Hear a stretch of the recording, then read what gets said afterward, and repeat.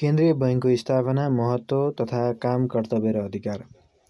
प्रश्न नम्बर 1 मा छ केन्द्रीय बैंकको स्थापना र महत्त्व के कस्तो हुन्छ व्याख्या गर्नुहोस्। केन्द्रीय बैंक भन्नाले देशको सर्वोच्च मौद्रिक निकाय हो।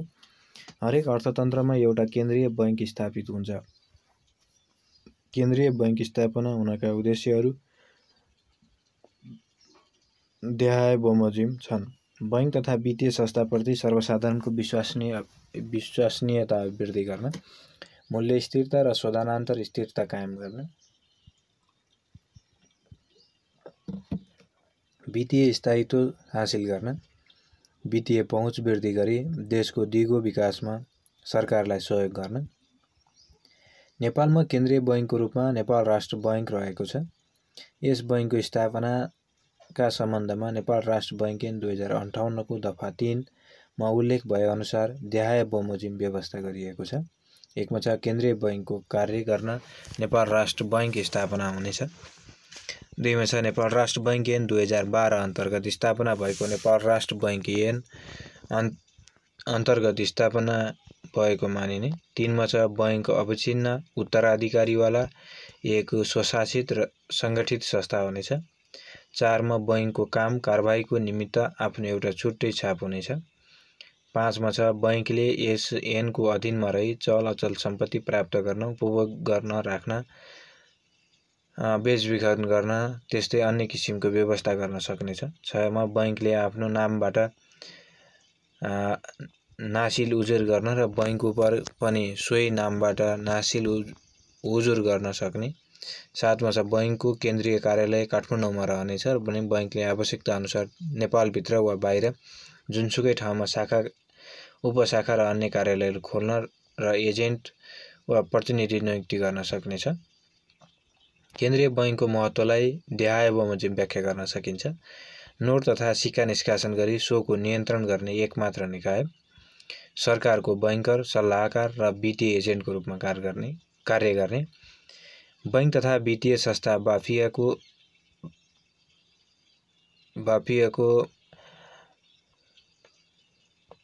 नगद सुरक्षण राख्ने र बाफियाको बैंकर तथा अन्तिम ऋणदाताको रूपमा कार्य गर्ने, मौद्रिक नीति जारी गरी मूल्य स्थिरता र शोधनान्तर स्थिरता कायम गर्ने, विदेशी मुद्रा सङ्कलन व्यवस्थापन, विदेशी मुद्रा सञ्चिति र सो सम्बन्धी नीति निर्माण गर्ने,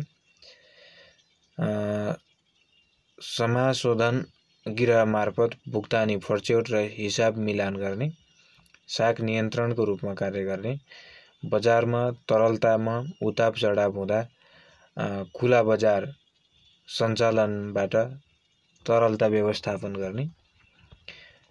त्यसैगरी यसरी केन्द्रीय बैंक देशको सर्वोच्च मौद्रिक निकायको रूपमा स्थापित भई समग्र अर्थतन्त्रको विकासमा का निम्ति कार्य गर्दछ। त्यसैगरी प्रश्न नम्बर 2 मा छ केन्द्रीय बैंकको काम, कर्तव्य र अधिकार लेख्नुहोस्।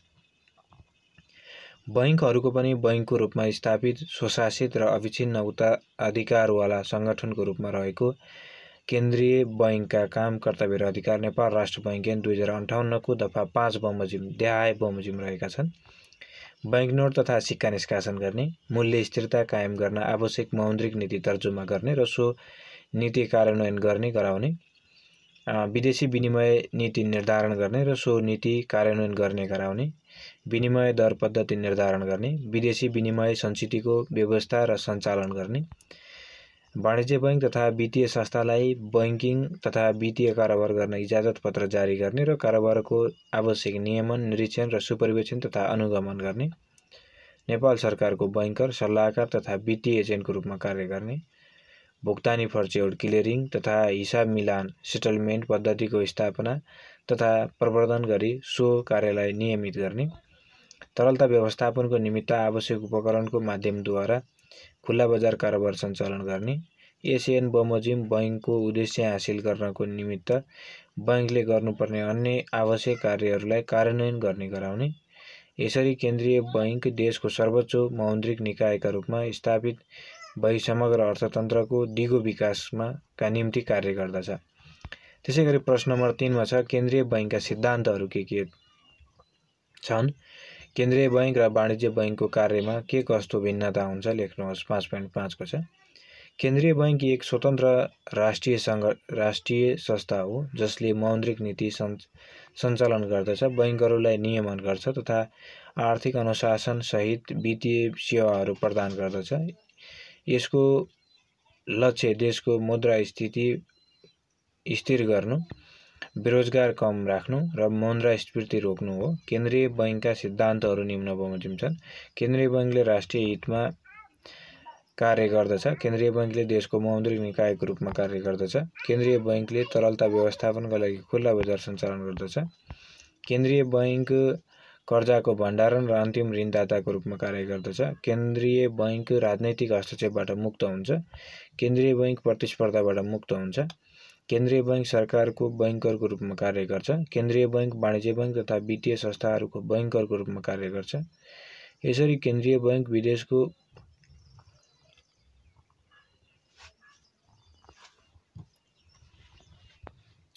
देशको समग्र अर्थतन्त्रलाई गतिशील बनाउँदै मौद्रिक निकायको रूपमा कार्य गर्ने सिद्धान्तमा आधारित हुन्छ। केन्द्रीय बैंक र वाणिज्य बैंकको कार्यगत भिन्नता विभिन्न किसिमका छन्, जसलाई देखाए बमोजिम व्याख्या गर्न सकिन्छ।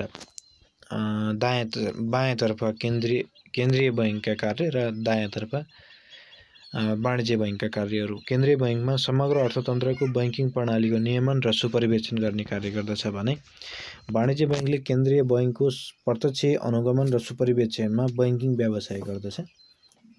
केन्द्रीय बैंक सर्वसाधारणसँग सिधै सम्पर्क नराखी वाणिज्य बैंकहरूलाई बैंकिङ व्यवसायमा आवश्यक निर्देशन गर्दछ भने वाणिज्य बैंक प्रत्यक्ष रूपमा सर्वसाधारणसँग सम्पर्क राखी निक्षेप सङ्कलन र कर्जा प्रवाह कार्य गर्दछ।